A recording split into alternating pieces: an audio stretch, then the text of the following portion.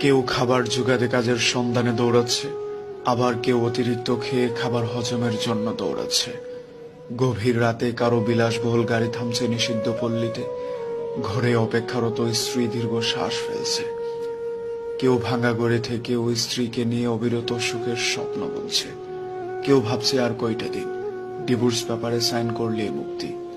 কেউ একটা সম্পর্ক টিকিয়ে রাখার জন্য রীতিমতো যুদ্ধ করে চলছে। কেউ সন্তান ডাস্টবিনে ফেলে দিয়ে দায় মুক্ত হতে চাইছে, কেউ একটা সন্তানের জন্য সারা জীবন হাহাকার করে যাচ্ছে।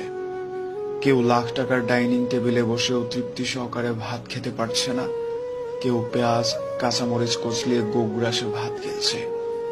কারো দামি খাটে শুয়েও আবার ঘুমের ওষুধ খেতে হচ্ছে, কেউ আবার হিমেল হাওয়ায় রাস্তায় ওভারব্রিজে ও ঘুরে ঘুমোচ্ছে।